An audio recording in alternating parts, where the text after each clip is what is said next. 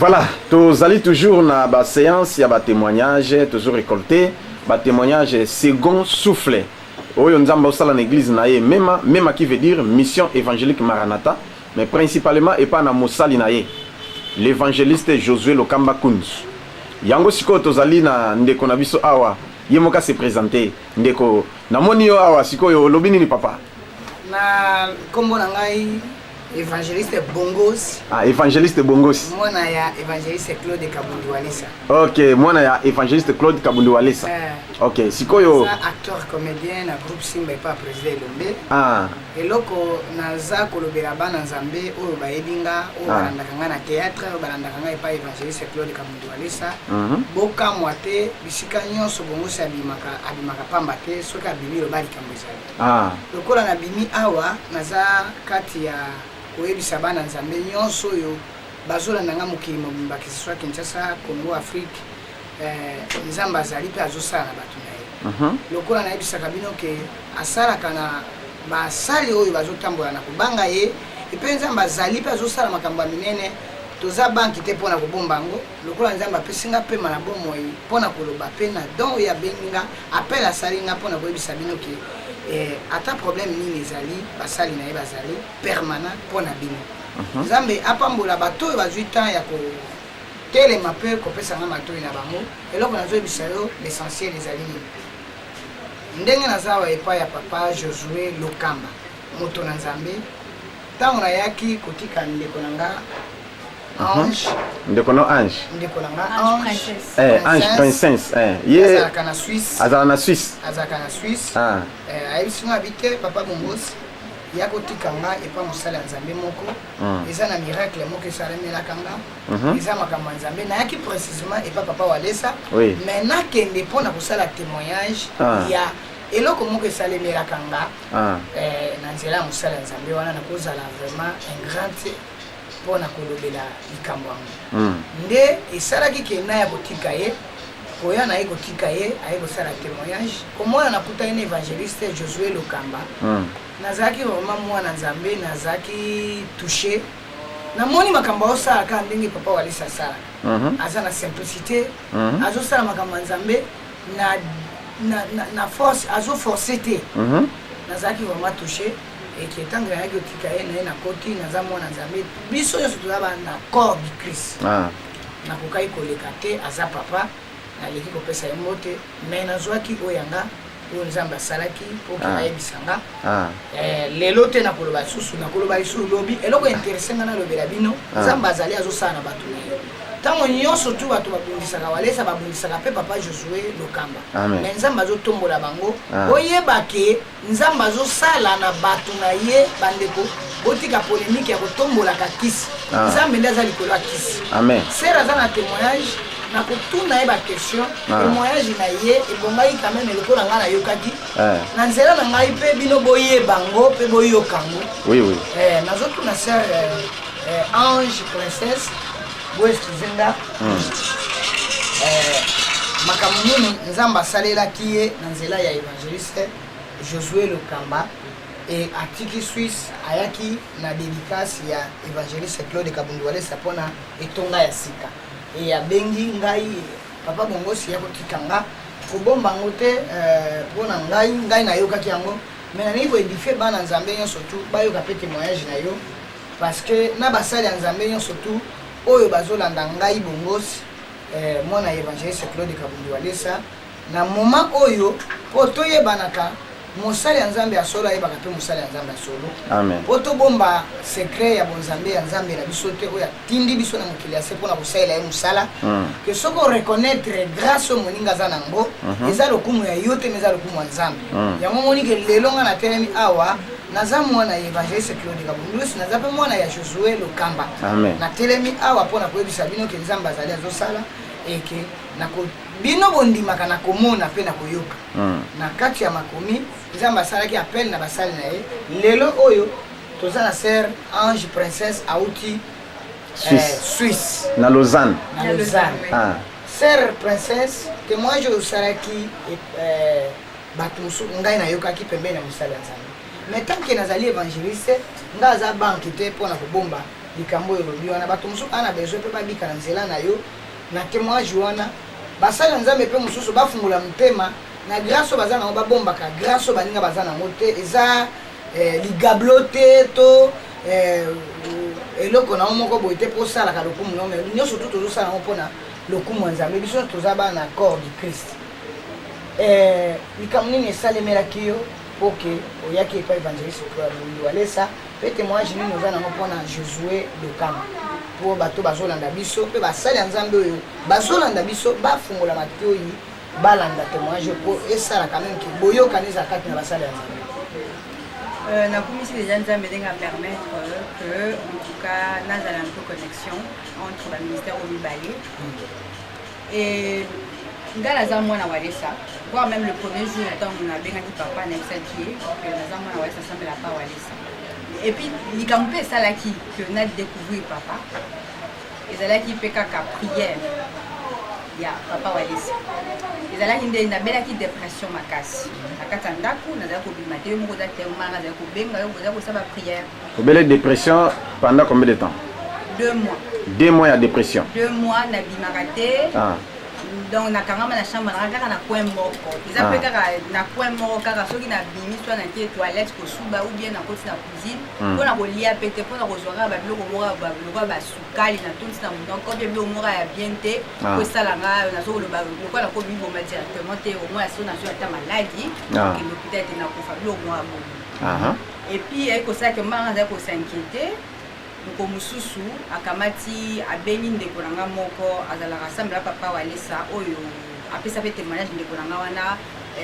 azalaki na ndeko na ye azalaki liboma apesa témoignage wana kiyombe bato balanda bato ya papa Walesa bayebi abikaka kuna tanga pe koma mama na ngai Germaine Baron oyo abengaka atindaka ye amema ndeko wana kuna pe atumisaki bata papa ya Walesa po babondela mpona ndeko wana pe ndeko nanga lelo akoma bien bapesa pe témoignage wana sikoyo abengi ye ayebisi lokola na église sala tout soki ata 1 minute opesanga mama Angèle Walesa abondelanga mwana parce que awa naza kobanga mwana en tout cas situation eza malamu. Donc na moment oyo pardon bo excusez mpona question na moment oyo mama nazobenga papa José noko na wana oyo azosambela mpe évangéliste Bondi Walesa oyo ayaka na ndeko babondela mpona ye azalaki liboma autaki na ye kabinda autaki na kota mwanda na mwanda aye na ye babondeli bazalaki na kilt epai Walesa mama na yo abengi ntango oza na dépression oyebi te abengi ye mpo ke ayebisa mama Angèle Walesa ke bondela mpona mwana nga Angèle abeli dépression c'est ça sikoyo basolaki na mama ya téléphone moya pasenga eza te parce que nalingaki susu moto abondelanga mpana te nalembaki donc obandaki kolinga so makambo nzambe te nalingaki su te mpo na ngai vraiment makambo nazali kosatendre nazali kokokisama te batikanga nakufa kaka nazalaki prese nakufa kaka sikoyo mama Angèle abondelaki mpo na ngai na mama na téléphone ntango abondeli mpo na ngai eloko ya liboso ezalaki nazali kobima te bamo camarade abengi akosi ngai ete aza bien te nakende koakompagne libanda sikoyo eloko mo ekode katikati ntango esali nalobi camarade asunganga mingi pour une fois ye aza na besoin aide et puis aide yango asengi ezaka nakende kotike libanda nayebisi naza bien te nana mposa kobima te wana obimaka no te nabimaka te olingaka kutu te oyokaka mama te nayokaka te basala ya nzambe bakoya bo jamais papa Doris kutu ayebi ayaka na ndako nayambaka ataki na mankaka ya respect naboyaka kobima na chambre na ngai papa Doris yango aza nani papa Doris la bouche autorisée ya papa Walesa na Suisse et na Europe oyo aza responsable ya les amis de Walesa ayaka mpe mama abengisaka mpe na ndako abondela mpo na ngai donc ntango kuta ye donc nasili kaka makasi nalingi kata kobima na chambre oyo ezalaki terrible heureusement kaza kaka papa aponaki situation yango eza donc aye amonaka nga mpe na eta wana sikoyo camarade nanga wana nayebisi ye non alui nazoya kozwa pasteur aye voilà bokutana na ye par avant kobanda kosola mpe na papa Doris yango ntango badépression ye lisusu oboyi kosentir ye mpe naa kosentir yesu après ntango ye aye oboyi camarade aye nde accepte te ezalaki tout de suite te camarade abenga mokolo oyo mama Angèle Walesa abondelaki na bitika bana azalaki kobenga me nazalaki koyamba su telefone te me mokolo ntango babondelaki nga nayebaki eloko te ntango camarade abengi eloko mo ebisinga zwa kaka nazwi epuis ntango asalika service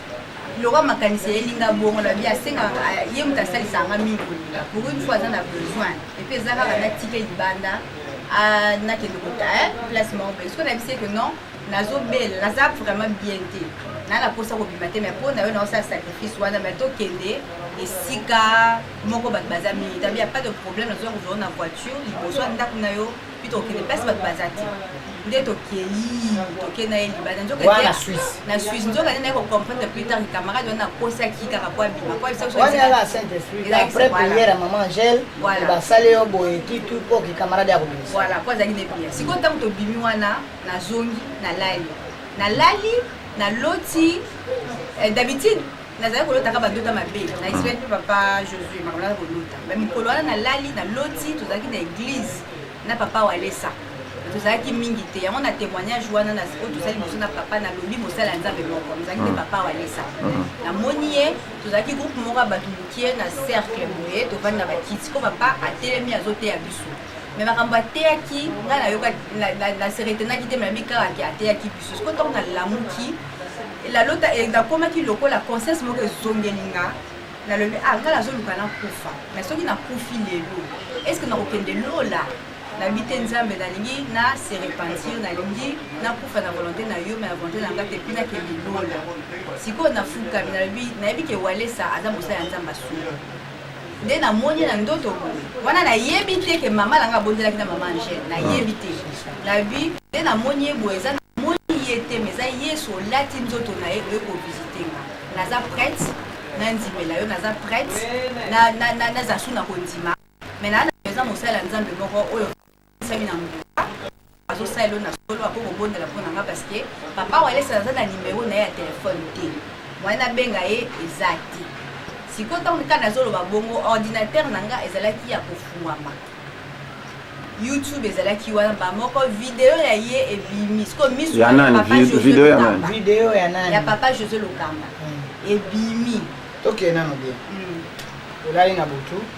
nzambe alakisi yo oza na paster Walesa abimeli yo bazalaki koloba makambo moko na yo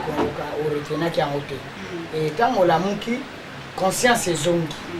olobi te nzambe nayebi ke soki Walesa aza mosali ya nzambe ya solo nalingi namona makambo ya bien mais sikoyo naa na numero na ye te mais na pour le moment conscience no ezongi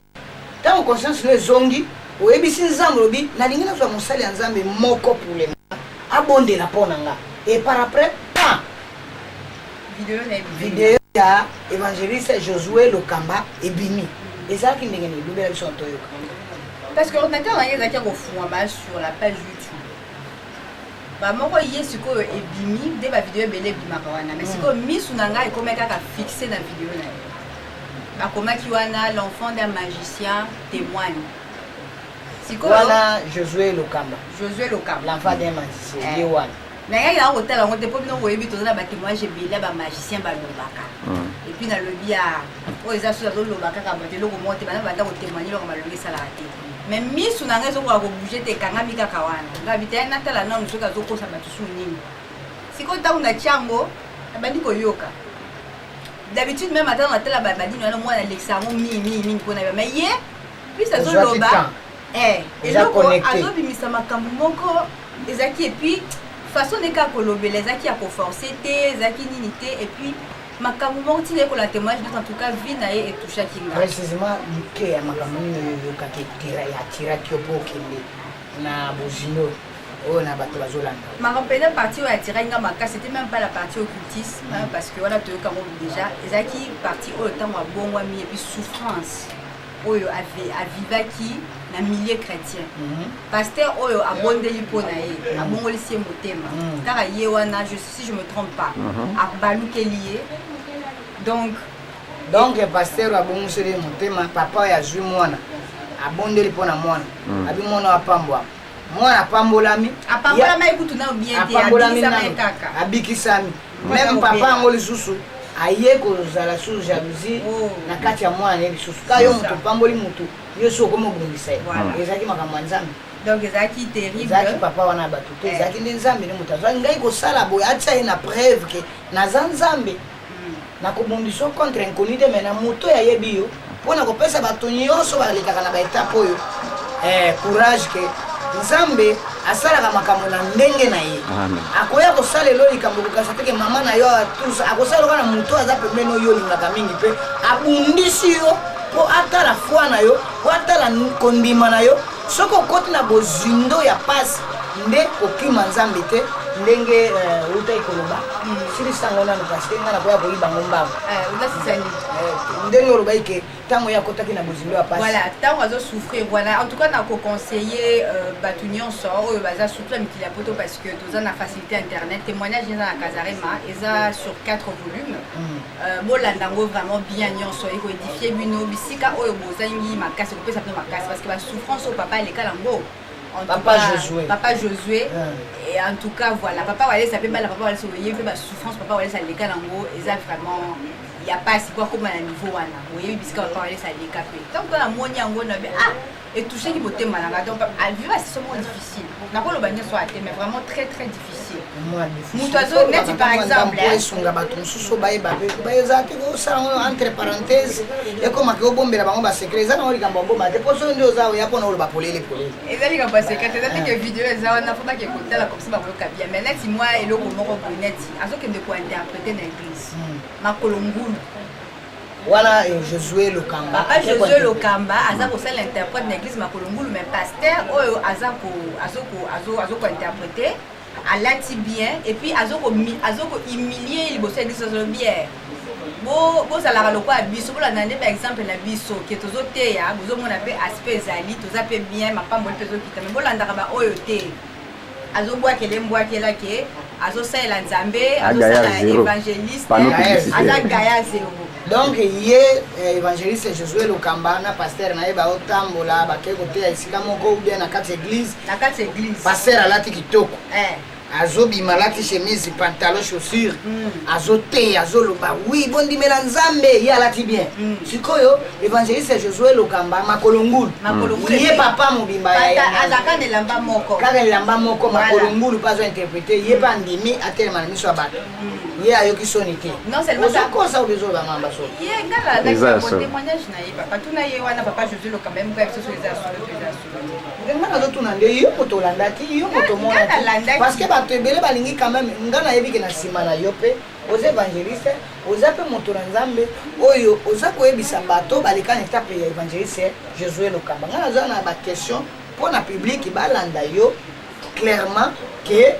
ye azalaki mosali ya nzambe ndenge baepreuve nzambe alekisaki ye alekisi ye kende ozala mosali boye ezalaki problème ya pasteur te soki nga na kocomprendre na bandeko mosusu bazolanda eza ndenge nzambe alingaki kotombola évangéliste Josué Lokamba alekisaki ye na mosala na ye atala ye po na basituation difficile nzambe aza na nsima azalaka absent te nzambe azalaka toujours alekisaki ye ndenge wana contre papa na ye ahumilie ye mpo abandaki koprépare ye mais ndenge nga na comprendre bato nyonso tu soki oleki na etape oyo évangéliste Josué Lokamba alekaki kobosana nzambe te progresser landa badirective salela nzambe na vie fo ozalaka na objectif ata nazo interpréter makolo ngulu nzambe aza absente nzambe aza mais lelo ndenge ye lelo tozosala batémoignage toyambi ser Ange Princesse auti na Suisse na Lausanne eza ndenge oyo ke papa azwaki temps ke nzambe autilize ye atinda baatake ye kaka na proche na ye alingaki koloba te ke azalaki absent akobundisa oka na pembeni ya motu mombi abayinanga ata motu ongo nasalaki mais nzambe ayebaki nini asalaki mama continue bato oyo bazolanda yo bayoka quand même témoignage wana eza quand même édifiant et puis et après donc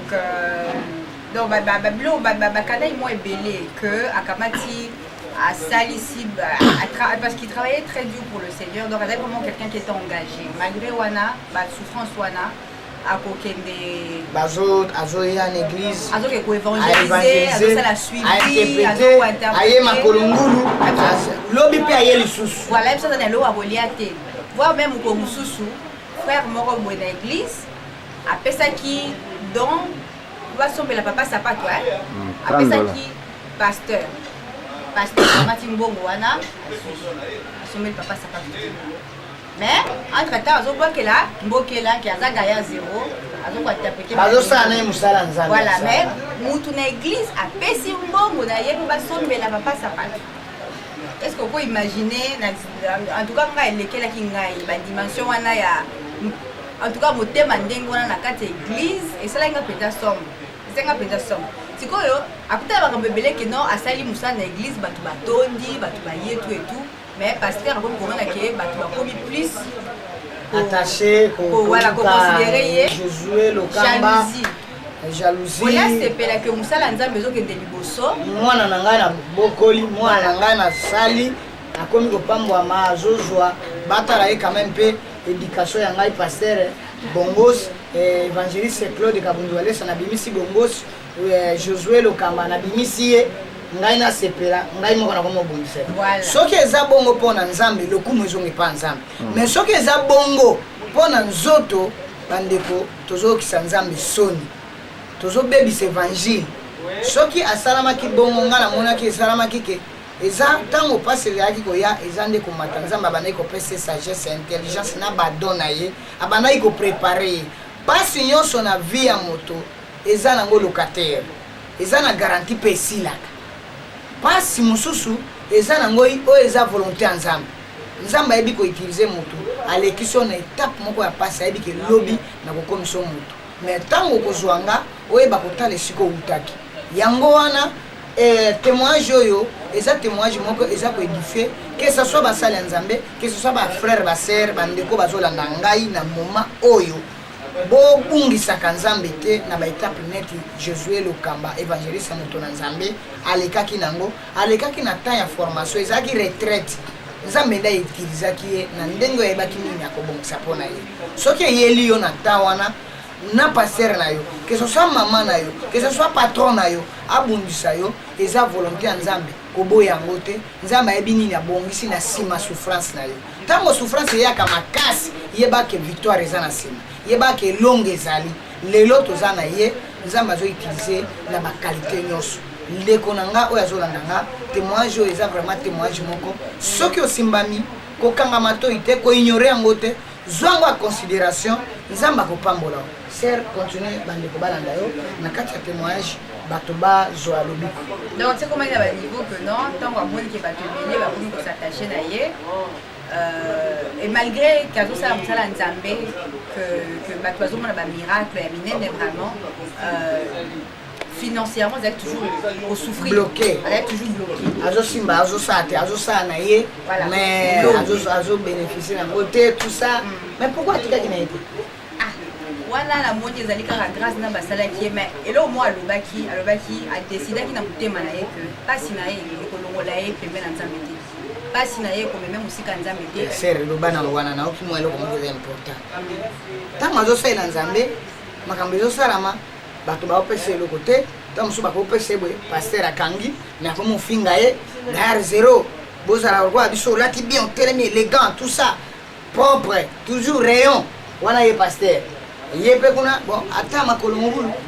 ata na zangi me ngai kaka na yesu na mpasi kozala makolo ngulu na ngai oyo nazointerprete liboso ya bato ngai nakotika na ngai yesu te wana ndenge ya bandekolo alobaki akotika yesu te nde mama lor mbongo ayemba akotika yesu te akosimba mpe kisi te mais akoluka nde yesu wana na mozindo donc sikoyo ye ntango abandaki koya kointerprete azoya badimanche ndenge bato bayaka ebele abongami nazosukola papa boni ngai nazosukola nana tabe bobongiselanga sulie na ngai nakende bome ye alamuki na ntongo azwi abongisi polo na ye kaka moko wana azwi kaka pantalo be kilote na ye makolo na bambulu ebetaka na kisasa banzela na biso ya mobulu na bamicrobe alie pete aye mpe andimi aza mpe mobali abi mpe nga mpe mwasi akolinga nga mpe na bakalite ya mobali bongo nayoki soni azoya ayoki soni te atelemi ne makolo ngulu azointerprete sikoyo ezaki nzambe azaka ndenge abengaka bato na ye parce que naomona yango eza miracle ezaka ndenge nzambe aformaki ye asalaki ye appel atali nyonso wana te ye atelemaka liboso ya bato na makolo akotisi kaka bozindo ya koluka kaka nzambe kaka na makolo ngulu wana kaka na banzala wana kaka na polo moko wana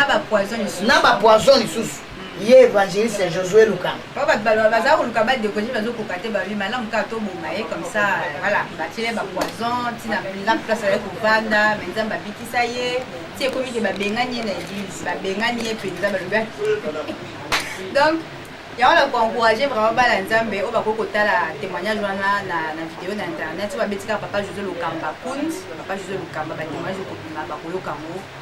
écodifié bango pesa bango makasi sikoyo ntango nayokaki bongo eloko touche nga su makasi kolekango omoni bamosu omona basouffra omoni mosu azotombola souffrance mais ye azalaki ata na amertire moko te c'est vrai que mpasi oyo eza mpasi ya botema ezali azalaki kolela mais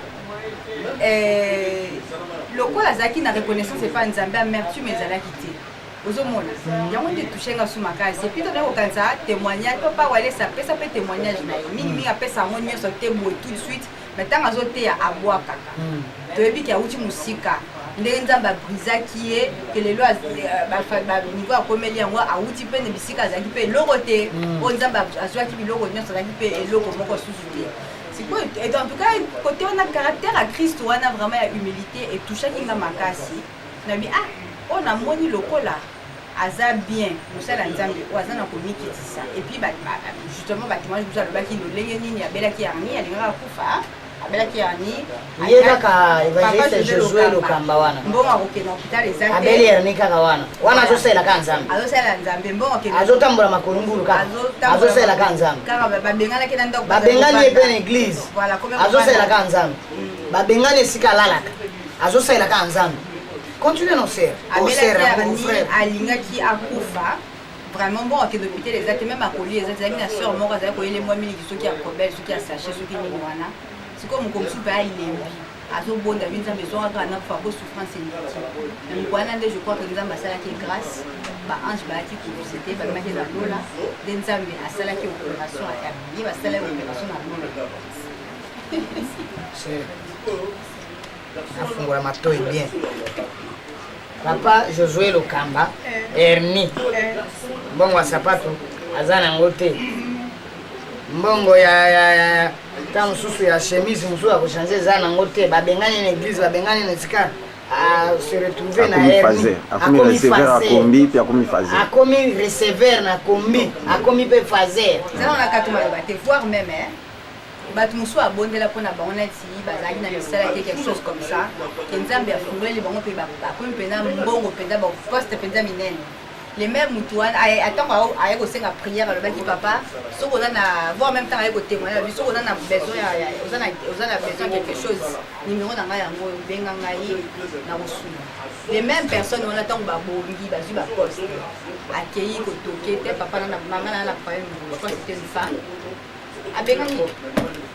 zela bien c'est photo ke nango na moyi lokolo nda frère lokolo na embrayage nana lobaka likamo malembe na nzela soko ozotambola lokolo na frère lokolo na embrayage okotambola ndenge okoma na destination po soko okei mobulu okosala accident évangéliste Josué Lukamba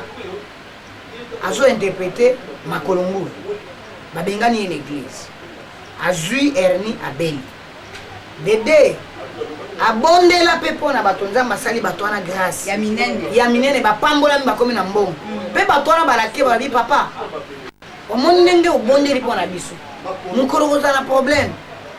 tala numero na biso yango oyo benga biso tokosunga yo parce que na nzela ya nzambe autilize yo po biso topambolama tokosunga yo mpe mais ntango papa akomi shege receveur fazer akomi na suka hernie ye awa mbongo kutu ya lagome eza te po azotambola makolo tala niveau akozanga na mbongo ya lagome moto aza na eloko ya nzambe kati na ye mpe akepa sere kokokokoko mpo na problème hernie yali c'était pas pour le problème d'hernie ezalaki sika na mélanger nde ezalaki mpona problème hernie problème moko kaka voilà ezalaki na besoin quelque chose akende asenga aide epai ya ndeko wana lokola toyebani ne fiske ke aidenga parce que moto akoyede baproblème na eza nzambe biso na vie ase tose complétaka kaka akomi kuna même sere wana boyi koreconnaître abengani lokola nyama abengani mpenza tala ndenge nzambe azalaka makambo ya bato bandeko et après mon ramsous voilà poto voilà dans Nzambe voilà c'était comme ça donc au moins pas niveau ba souffrance voilà ba détail musu pezali a pas sous mais au moins déjà moi qui on a la bête déjà ba détail bandeko o bazolanda bongos lokuli o boyebi mwana évangéliste Claude Kabundu Alesa soki nazovanda nazo insister pona koyebisa bino naza mwana oyo Nzamba benga na kata musane naza artiste et comédien depuis na ya epa évangéliste Claude Kabundu Alesa na yebi ke natika makambo ya mabebele oyo pona posona landa Jésus Christ natambola na ba normes selon les règles tango na yaki kokutana kotika ndeko Ange nazali vraiment touché la simplicité ya évangéliste Josué Lokamba tango naza mwana papa Walesa na komi esika moko pe yazali mwana Nzambe bango nyonso bana baza ya corps du Christ tango Sœur Ange a présenté kombo ya papa oyo utaki epa na ye mpona quand ayaki mpona remerciement mpona koencourager ye na mosala Nzambe oyo azosala ke obondelaka mpona nga ndenge boye Nzambe asalelaki nga nalandaki ba témoignage na yo témoignage oyo edifiaki nga nakomaki na boye namonaki boye nde nakokaki kokanga monoko te naza reconnaissant ya koya koyebisa yo makambo oyo Nzambe oyo ezosalela asalelaki nga eke ntango ayambaki vraiment kombo évangéliste Claude Kabundu Alesa na bondeko nyonso na boboto nyonso toyebi biso baafricain bacongolais baserviteur de Dieu ya minene bakoma élevé lokwa nga na bima nga naza na nguya naza sûr na bonzambe na nga andimaka so moto mosusu te me Nzambe autilize bato ebele oyo bayebani mpe ono bayebani te baza bana na ye apesi bato nyonso tu capacité ya koyebana te apesi bato nyonso tu faveur te me basali ya Nzambe mpe bazali évangéliste Claude Kabundu Alesa aza mosali ya Nzambe basusu mpe oyo bayebani te baza basali ya Nzambe lelo toza na évangéliste Josué Lokamba aza mosali ya Nzambe lokola yambaki papa évangéliste Claude Kabundu Alesa nazalaki vraiment touché nde na telemi awa nazoyebisa bino ke aza mosali ya Nzambe ndenge évangéliste aza mosali ya Nzambe ndenge papa Walesa boyaka basali ya Nzambe te alobaka toujours soki osambelaka na centre de réveil te Nzambe asali yo na centre de réveil oyo témoigner zonga na église yo sambelaka Nzambe pe azali place église ozali et koloba te ke lokolo témoigner pa ya Josué Lokamba epa Walesa Nzambe azate Nzambe asali epa ya Walesa te Nzambe azosala na bana na yo bazotambola yango nazoyebisa bato bazolanda ngai na témoignage oyo nasala pe interview mpona koencourager bino mpona kofungola basali ya Nzambe matoi mpe balanda message oyo tozala na bomoko na kati ya mosala ya Nzambe na mosala ya Nzambe po totombola kombo ya Nzambe me totombola biso bato te tolongola foi charnel tolongola posa nzoto tolongola batimokili toboma nzoto totombola Jésus ndenge papa évangéliste Josué Lokamba atambolaki makolo ngulu azosalela Nzambe abondeli mpe mpona bato me ye alobaki pasi makolo ngulu hernie shege kireceveur elongolanga pembeni ya Nzambe te lelo Nzambe asali ye moto don moto we ka ndenge asalaki évangéliste Claude Kabundu Alesa pe ndenge azosala na bango na kati ya Congo bato aboye bazala 100,000 pasi na Congo ezosila pe na azopromettre bino Congo ya lobi eza na basali ya Nzambe Nzambe apambola bino. C'est quoi tu continuer juste? Voilà, donc toi si ça témoignage na ndenge na zaki mbongo dépressé si la sikoyo tango sikoyo na live na l'autre papa Walesa bonde na bondeli pe ali na moni vidéo wana na bondeli sunga lobi Jésus Christ ozanza melanga ozanza papa Walesa ulakisinga ye po mingi na loba na avant mingi sona na problème na l'autre ami papa Walesa mona bosoki apesinga instruction mo bosoki en fait na la muki na sali ya mona pe na solution c'était pas la même chose donc Nzambe alati elonge alanda mingi elonga papa Walesa po na pamboli voilà sikoyo bisoki sikoyo papa après emonani voilà na sikoyo papa oyo soki azokosambela yo na solo ndenge namonaka ba révélation pa Walesa voilà Nzambe namona bo wana ndenge yosalaki nalobaki na beta nazobenga ye nazwa ye mais soki aza na ye mosala ya Nzambe ya lokuta asala bakisi epesa mbilinga en tout cas nazwa ye te par la grâce de Dieu, on a béni, on a joué tout de suite. Mais tu ça, c'est pas facile. On a béni tout de suite. On a prière na yo, ozo sala bien zambi. Ngai ndenge nazozwa na moni image ya Josué Lokamba. Ba témoignage na ye edifenga.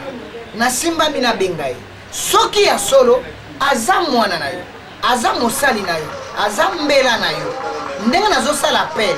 Soki atambolaka na ba directive na yo. Nazwa ye wana prière na yo et que tango yo ko sala aussi yango o sala appel eloko nini elekaki na juillet parce qu'il faut préciser que numéro wale ça n'est pas qui n'a monté. Je crois que même Dieu a permis pour ça que numéro wale ça n'est pas péga na wale ça donc qui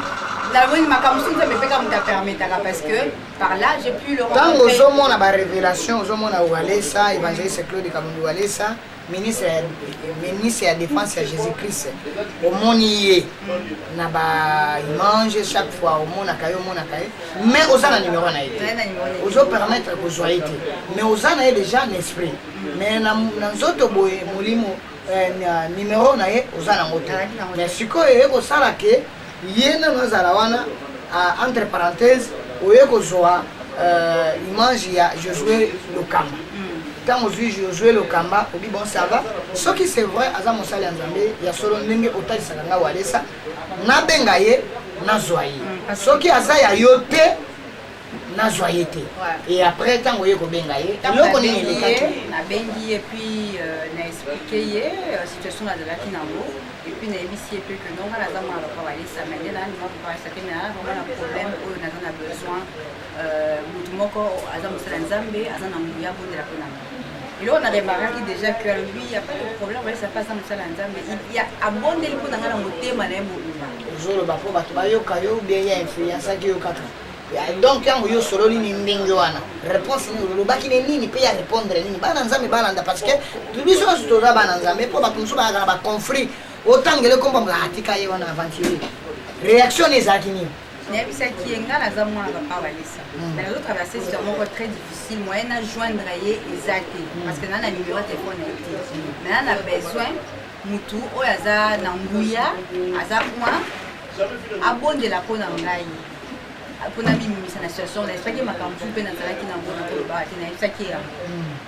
Tout de suite à l'hôpital il y a pas de problème. Walesa ça passe dans Moussala Nzambe. Andimi Walesa. Andimi. Et puis abonde le pona na motema ne mobimbe za kiteke nde basu bazala ko za mwana ngate kende kuna sala boza. Ça c'est la prière mo provisoire. Voilà. Mais déjà wana etusha kingambi. Uzomona parce que biso to bike basali na biso Nzamba ko mo ezali mwana langa boyena boye. Alors que tout ça la Yesu Masia. Lingomba eza Yesu Masia, le kumu eza Yesu Masia. Ce qui miracle est ça la maawa tokuna eza Jésus Christ nous a sali pour opérer au travers ba. Amen. Uzomona. Déjà wana peut toucher kinga vraiment bien. Qui a bonne lipo na ba. L'autorité peut nguya on va pesier tout de suite la santé que le comment que bimi maman le la légèreté moko boye linga na comme une sebo abonné to umela kité le temps d'expliquer si tu sois peut-être 5-10 minutes à ça que prière moi pousser wana sere wana na obo yango oh iloko wana prière à 4 c'est aujourd'hui ba biloko mona oka ba chair de poule parce que mutu aza na Nzambe aforçaka te abondeli kaka moke oyoki loko pa eloko moko ebimi yo mais pasteur évangéliste Walesa pe asalaka bongo ye mpe andimi Walesa alobi te ye mpe aza mosali ya Nzambe mpe anyambi yo abandi kobondela mpo na yo na motema ne mobimba na minute moke alobi ebele te aforce te oyoki moko ebimi eloko yango oyoki bien esengo ezongelinga ekome lokwa ke makanisi nange ezongi juste nakomi lokwa eliki alesuki alobi non c'est pas fini pour ma vie Dieu peut faire encore donc eliki apenza ale tout de suite wana natali nanga banimero nyonso bacamarade baza kopena za korépondre te na bengi bango donc basepeli ambiance donc après prière ya évangéliste Josué Lokamba ndengo osafermaki 2 mois na ndaku komona ba révélation tout ça ceci c'est là après ba prière ndenge uti ko expliquer obimaka te après prière na ye esengo nyonso yo bungisaki ezongi ambiance na bato nyonso tout ezongi et après tokende mwa mbangu mpo tokomi kokende kocite oyo eza l'essentiel oyo nzambe asalelaki yo nsima ya esengo komona na nzela ya évangéliste Josué Lokamba ezalaki ya nini oyo eza vraiment capital. Après ça, 3 jours après, et dans 3 jours après, on a bien qui abonné pour Nana. Tant on a l'ali, on a l'oti, que avec aux gens de supermarché. Oui, évangéliste Josué Lokamba. Ndenge ga olotaka évangéliste Claude Kabundi Walesa. Oye pour lotier, aye ko soyo bokende na supermarché. Na supermarché. Et ezaki ni na supermarché tant bokende kinayi. Donc na supermarché à Jubiloko, quand on commis na caisse, à Fouti même bon ezaki okokate. Ya na sombi biloko mbongo zo kokati mbongo ezalaki kokati yo suppose ozali touché nga mpe na bibi na mbongo te me natala nano na sac so nabosani eloko te ntango kaka nafungolisaki mbongo ebele bacoupure ya minene wana ya franc suisse coupure ya franc suisse ya monene yango nde ezalaki na kati etondi. Bon après prière wana 3 jours abondeli na yo oye omoni ye aye kozwa na supermarché oye na ngai babondeleki na telefone eleki na telefone donc eza bomonana te komona ye eza yo komona eka na baimage ya mona yo pete ayebi yo te kaka mokolo moko azwi apeso bapriere na babolingo nyonso to wana ser aza cousin na yo te ye azaka aza biso to abata ya bakongo ye aza je crois mongala nazoka Lokamba aza mongala aza mongo. Oh. Donc voilà. Et puis on a mis la donc ça c'est mec qui na yo ozo a koser les gars. La balade ngaza mwa liboso baleki na baba ya mke dans babalite donc voilà. Boye bani na yete. Eloko touché yo jeune fille olongwe na Suisse. Oye awa. Pona kolobela kaka témoignage wana o nzamba saidi. Vraiment c'est au pesinga vraiment foi les sous na oyo osali na ba jeune fille lokola yo si ça no témoignage na po to ya kokende na suka pona donc on a fongoli sac na la monte mbona kada na dazali na somo na tonga parce que ngai ba miracle ya mbongo na on dit mangote o mbongo bebe na sac na olo baka kilaki yo moni yango penda boyo wala na shamba la wili la tonga na fongoli kota endo tango mbongo ezaki tamba belé ke kabusa kingai. Donc ça les gars sont moi bando que la guetta ko lamu ko sutoki. Et ça les gars vraiment bizarre. Et puis ça quand on ka ndenge na mona ka ça ki nanga wana ka ko na tambo yango pe ka na moni pepe na. Akebe ka ko ya banga ba kanisa magie. Na fongoli boye. Vraiment bien. Nzamba zala zo mona. Na moni mbo na kati na bi obi ke na bangi na ndoto teme na bomoto pena même camarade nanga ya mundeli ona kutana kina ye le matin wa memenga pa médecin na betela ki liso na se na loti boye na moni mbo ya tali ngaka asiko mindeli mango bandi mango mité aseki même singa ka non moi je te dis que c'est la provision de Dieu. C'est la provision de Dieu. Donc il pas un restaurant pour dire que memenga pas encourager les sous habiter la provision à Dieu. Donc on a que scène et autres des scènes par scène qui n'a pas mindere moko ba il fallait contredire alo ba no to tam sundenga na utiko ba tam seza machine ya lite provision de Dieu. Autant on t'a même qui amenga la et pas médecin aussi ba médecin ina so nganda kwa boy ko abo zo sanga kwa bité loko omeli obimarate ko to maman ki otambolo zo mpepe to ke na restaurant to lia. Autant to comme na restaurant na mina ofuti la. Singa mo za mbongo to zimbongo wapi. Ndena na expliquer. À partir ya mbongo yo zwaki na kati ya saki na révélation ya prière ya évangéliste Josué Lokamba mundela iko zwa biti obimaka tena kendo bimisa yo to kende restaurant pampa bolebo pam sutukabo opesi mbongo ye mutayeba iko zwa yo na pesa ke mbongo tena somela ke biona na yebi ayebi ke na iko zwa yo na bimisa yo na sombelo po bimaka te pam bosombi biloko bile komande pam ya linga bimisa te na mnazo pesa ya nani mnaye kozwa yo pona bimisa yo yo ndenge nini opesa mbongo zimbongo wapo ayebi ke yo bimakasuke nde yo koyebisa eke tala nzambe nakutanaki na évangéliste mosali ya nzambe moko kana mosika na Congo na évangéliste Josué Lokamba ngo aza wapi na Congo ko bakata maloba te mwana mobali yango après un temps abukanaki lipeka nani camarade nanga wana oyo apeka ba médecin abukanaki lipeka sikoyo ngana akamataki huile d'onction oyo papa bondele pona kozaki huile ya ngamoko ngamoko na sombaki huile abondeleka pona yango ye na Congo na téléphone kaka nga nasobi yo somba huile na yo ya bondeli yango kaka na parole puissance ya parole ekote na huile po bato bayoloba o ba huile bakisi tout ça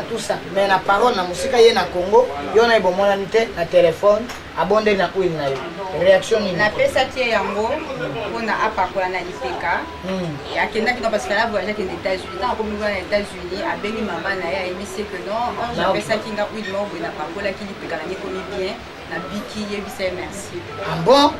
kaka parole wana évangéliste Josué Lokamba abimisaki pa sœur Ange princesse na Suisse na Lausanne na banzamba pambola huile oyo eza huile oyo bato asali na bato ya mokili mais ndenge nga nazobimisa parole eza force au commencement était la parole était avec Dieu abimisi parole ekoti na kati ya huile ekomi kisi ya baproblème ya ndeko Ange princesse na Suisse na Lausanne et sœur Ange alobi ngai moko te na bolingo aza nango ya kopartage apesi mpe na camarade na azalaki ya kobukana ntango ake Suisse ake États-Unis akomi kuna ntango bapakolaki huile wana ye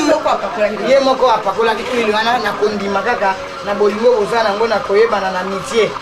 opesi huile pakola parce que mosala nzambe moko abombelaki mpo nango boye tusa mundele ayambi yango facilement adute te mbala moko akomi na États-Unis abengi mama na yebisa aya kotransmettre un message ke ya remerciement ke huile oyo napakolaki ya sœur Ange oyo eutaki na évangéliste Claude Josué Lokamba na kati ya parole na kati ya prière nde ebikisi nga merci et na kati ya huile wana yo moni grâce ya Nzambe na kati ya parole na mosika ye na Congo yo na Suisse. Donc c'était comme ça. Donc tant on a la moni na temps on a moni bongo et tout na na sac et tout. Et puis après tout de suite camarade nanga soit beyinga pesi na rendez-vous. Kutani na ye mususu entre-temps mais pas médecin. Mususu on a kutani na ye nda kamati afutela kinga ba facture ya limbaro afutela ba facture et puis après c'est un bon soit singa na boko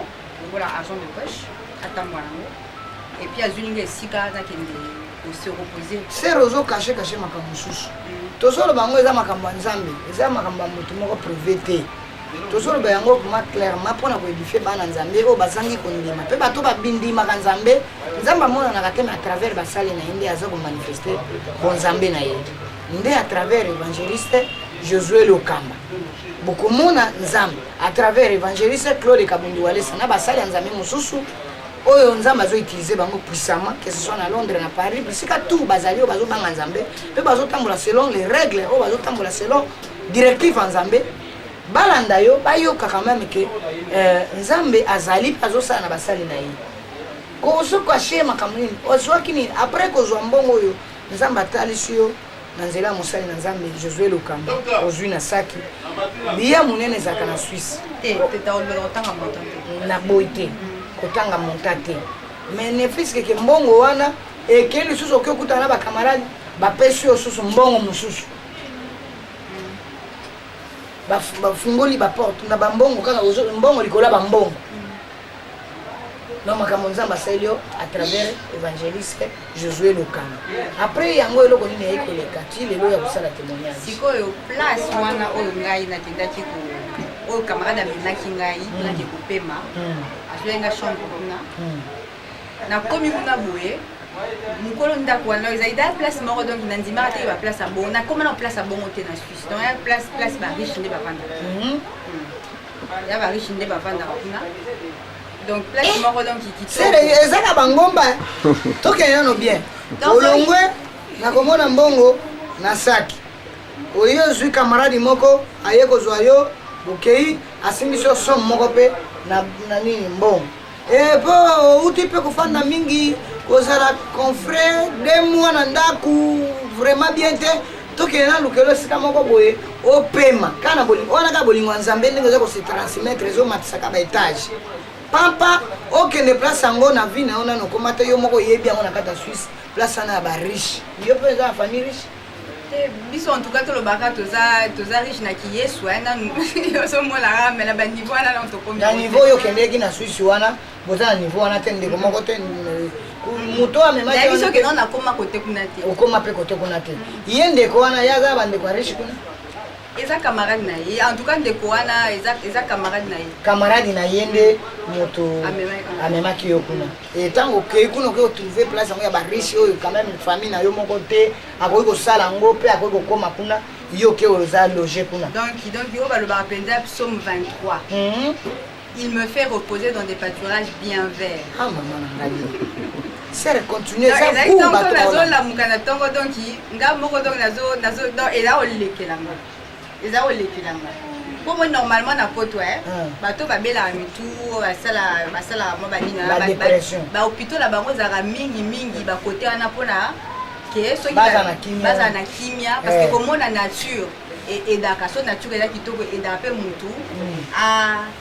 azala restauré. Parce que le psaume 23, nous avons fait ça psaume 23 depuis janvier. Si vous avez le psaume 23 il restaure mon âme, il me fait reposer dans les verts pâturages, il me dirige près des eaux paisibles.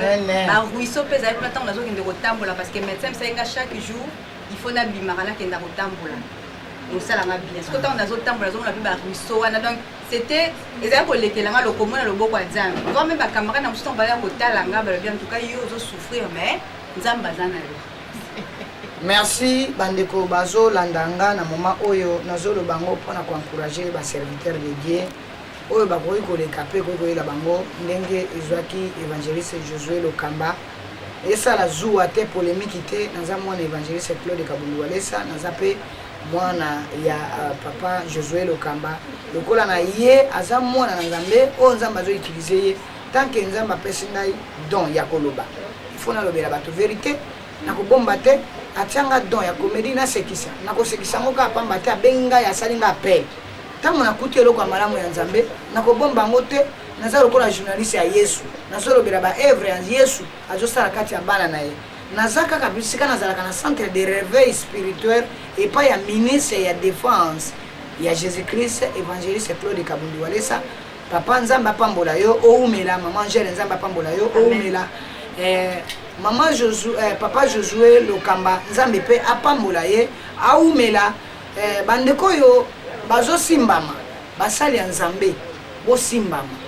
boyoka témoignage oyo boyoka ngai simple serviteur na bino oyo na bengami évangéliste Bongosi Lokoli acteur comédien na groupe Simba évangéliste na centre de réveil spirituel et pas ya évangéliste Claude Kabundu Walesa bato nyonso bazolanda message oyo ekoma na ndako efanda na motema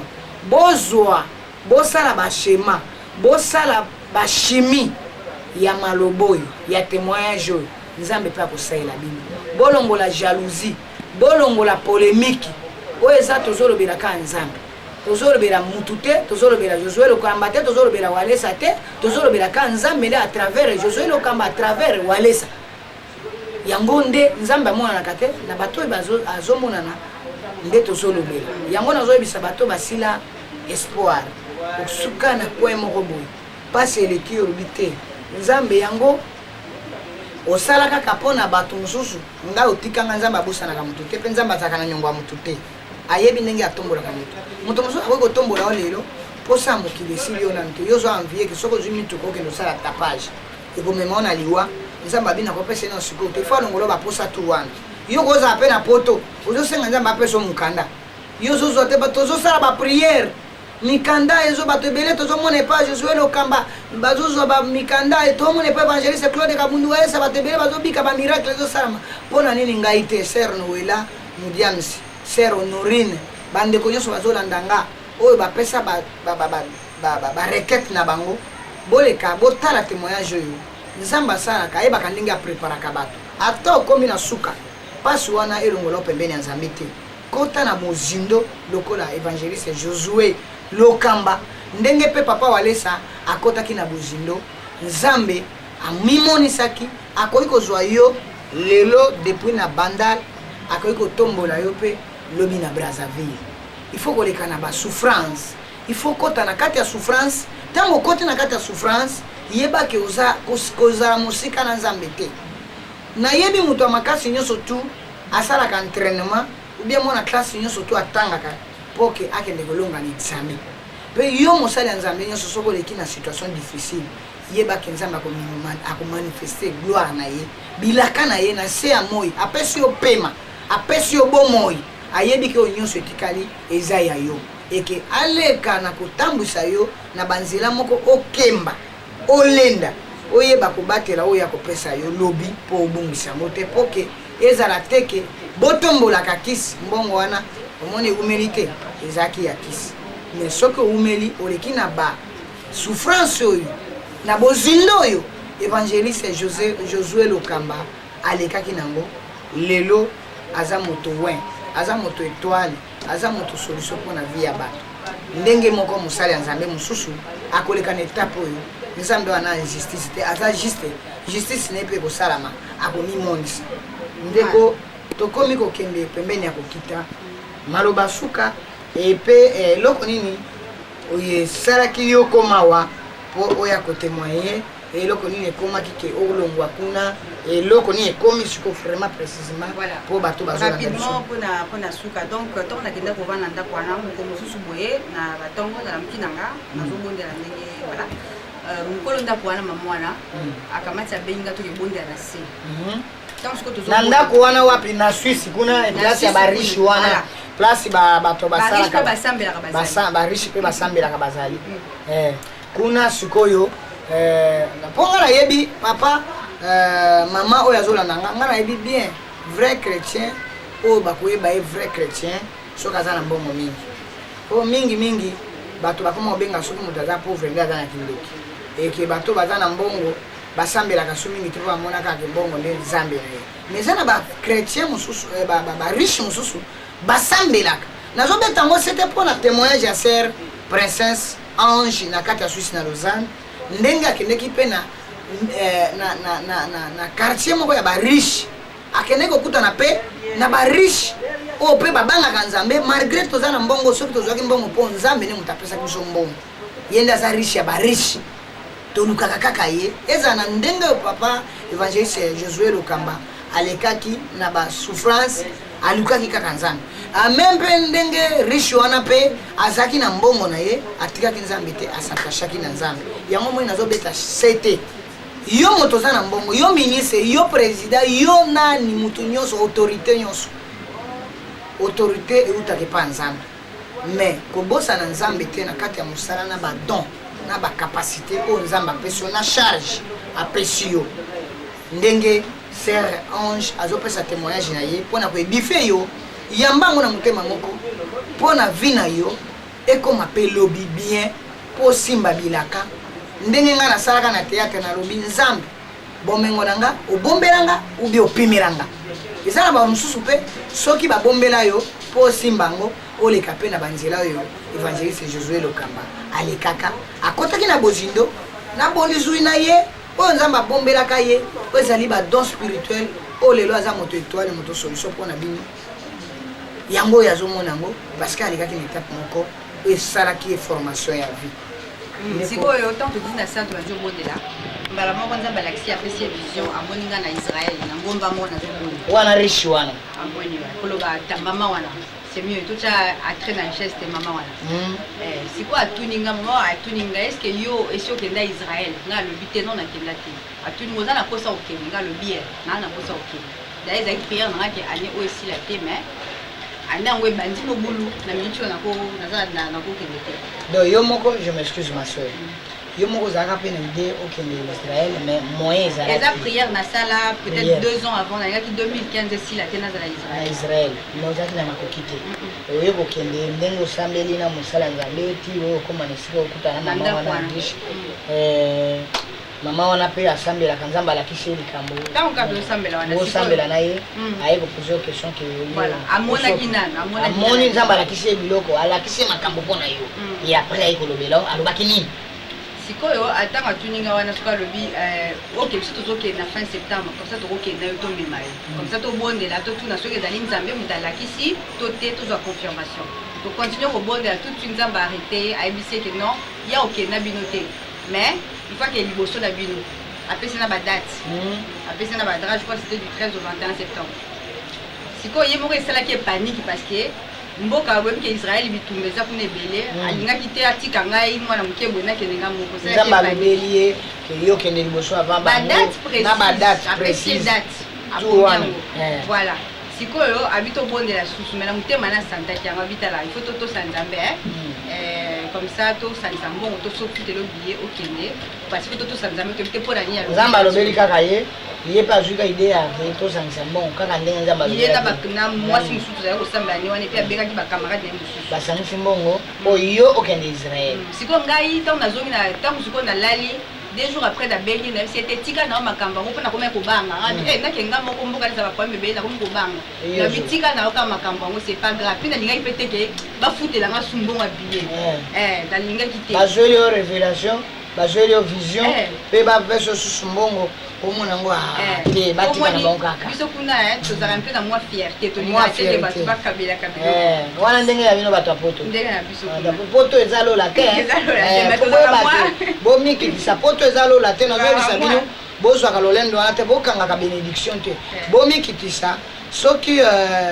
bomikitisi nzambe akomanifeste gloire na ye voilà sikoyo ayoki ngai mais 3 jours eleki so abengi ngai ayebisinga non naza bien te nazolala te motema naza komitungisa il faut kende ngai se sikoyo passeport nanga mpe silaki abiyaka toke basalisinga passeport rapidement bafuti billet alebaki batiki nga na aéroport dimanche na matin avion yo tata te ndeko te oyebani na motu te na Israël okei selon recommandation ya nzambe na nzela ya ndeko wana mbala moko basangisi mbongo wa avion mpe wa na Israël bazulaki nga studio moko boye pa juste moko bayebani na bango navanda kuna et puis conférence moko eza elekaka chaque année na septembre banation presque tout ya mokili bakendaka kuna na Jérusalem mpona koprie kaka mpona Jérusalem et mpona Israël banation nyonso ya monde entier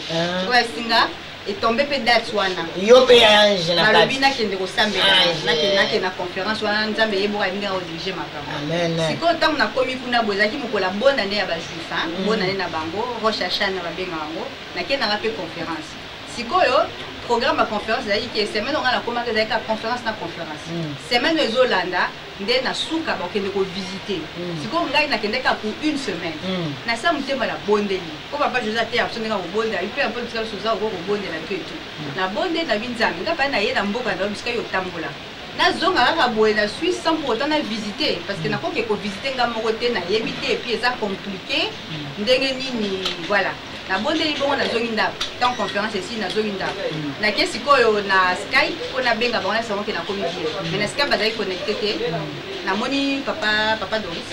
azali connecté ye mpe tosolola nde kala mpo nazali kobenga esusu te nde nazali maladi wana azali kobenga esusu te sikoyo ntango namoni ye tobandi kosolola napesi témoignage na nga na bita naza na Israël eza nzambe moto apesaki vision mpe bakamarade basangisi moko batinga awa bango esika esi koyebi ke papa walesa aza wana papa walesa oyo omonaka na bareve oyo nzambe asalelaka bamiracle na bareve aza wana na Israël ozalaki pena moto ya nzambe sheni vino mobimba ntuka yo kaka escalier na oyo eza kaka otia lokolo moto ya nzambe otia loboko mokoto ya nzambe otia zolo moto ya nzambe kende nango nano sikonga papa walesa na ye aza awa ngaka ntuka papa kotika nga boye te ngafuna mona ye ata un jour wana papa Doris na Allemagne nzambe apambola nzambe asalaki grâce ke bakamara na bazala connecté te ka ye mozala connecté nyonso to ezaka mabongisi ya nzambe sikoyo akamati abengi papa walesa po ayebisa ye nano epesima yango apesinga nimero ya papa walesa ezalaki papa walesa te moto azali okipe makambo kuna apesio nimero ya bato waokipe makambo na Israël ya papa walesa voilà sikoyo nabengi moto wana nabi te nga komona nga ntel papa Doris moto apesinga nimero nalingi namona papa ali apesinga rendez-vous wana nabengaki dimanche te papa Doris apesinga dimanche nabengaki moto wana lundi allez apesi nga rendez-vous mardi na pokwa nzoka nde papa walesa bakomaki kuna je crois samedi ou vendredi nayebi susu te nga nakomaki dimanche papa walesa bakomaki kuna un jour avant ouais un jour ou 2 jours avant ngapi bazali kolongwa mpe le même jour donc na comprendre sikoyo mpona nini nzambe adéterminaki badate wana donc amemenga kuna entre autres pepe kuna kutana mpe na papa walesa oyo omonaka na bareve voilà sikoyo ntango nakomi kuna mpe mardi wana ntango kaka tosilisi conférence nazwi taxi mponga nazalaki na Jérusalem bango moko wana bazali kolala na Bethlehem esika yesu abotama nazwi taxi ememinga kuna na Bethlehem minga na Bethlehem iska papa azalaki en tout cas touché nga komikitisa modèle wana papa tant que papa na nzela abenga c'était moi non nazwi aza na taxi tozoya papa akita na papa walesa akiti na chambre na ye atelemi libanda hotel aozelanga d'habitude batamine ezalaka nde yo nde okei oke mais ye akiti azozelaka libanda sikoyo ntango tokomi boye na Israel ayebi yo te akiti kaka boye atiki makambo na ye tamoso abandaki komedite tamoso akiti akiti mpenza wana libanda ok sikoyo ntango akiti wana sikoyo ntango namoni esalaki nga vraiment émotion na bimi na taxi nabosani saki na nga na batablette na batelefone taxi pekeya nabungisa nyonso babref nakie kuna nde tokutanaki na papa walesa et puis par la grâce de Dieu nasengaki ye soki nakoki kojoindre bango mpona kovisite papa pa na mama Angèle bandimaki nde tokendaki totambolaki ensemble pendant une semaine wana mobimba tovisitaki bisika babondelaki mpe mpona nga nde mpe naye nazomi nanga mpe na Suisse tant ka nazomi na Suisse 2 semaines après nzambe afongolenga mpe banzela mosusu donc voilà nakotémoigne wana moloto solo pa bien arrivé ndenge nini okoma na Congo awa ben sikoyo na Congo awa wana ta kobondela kama na bi nzambe esalanga grâce que une semaine au moins une semaine ou bien 2 nakende na Congo mpona kopase banini à fin de l'année mpe mpona koprier bama papa walesa mpe na témoigne mpe papa walesa apesi atia ke dédicace ezoya nga binga na kolupa yango te mpona ke nandi kobondela mpe nzambe nde afungoli banzela mpe na ye na dédicace epuis na ntango ye na dédicace mpona papa walesa obi te lokola nzambe asalelaki nga miracle na nzela ya évangéliste Josué Lokamba ngai na ye apres nde oye awa toza na quartier ni po ya kotémoigner makambo na Kimbangu awa toza na Yolo Kapela papa Josué na Kalamu na komi na Kalamu bandeko balandi bolanda témoignage na bokebi nyonso nzambe apambola bino nayebi ke na nzela témoignage ebele bakobika ebele bakoyeba nzambe ebele mpe bakoatteindre évangéliste Josué Lokamba mais bokozwa numéro na se wana bokobenga akoyamba bino na moto ya nzambe oyo baza na message oyo baza na conseil bokobenga bofinga te boyamba parole de Dieu ekosunga bino lobi mpona biso nyonso tosala lokumu ya nzambe témoignage ya ndeko oyo epambola bato ebele efungola nzela ya bapaster ebele efungola banzela ya bafrère ebele oyo baleka na nzela ya oyo baza na nzela ya Josué Lokamba nzambe apambola bino ngai oyo natelemi lokola témoignage parce que akei na ye epousse nga naloba na témoigne ebenda polémique te eloba ne yo komi boyo komi te nazolobelaka nzambe mais nazalaka epai ya évangéliste esika asalanga appel mais nalobi epai ya évangéliste Josué Lokamba mpona koyamba-yambaki papa na nga évangéliste Claude Kabondi Walesa kanga ntango batangi ye akonfirme nga epousse nga nakolisa mpe kondima lisusu nzambe baza mpe ebele na Congo nzambe apambola bino bosala effort bolingana boyebana mpona lokumu ya nzambe nzambe apambola bino merci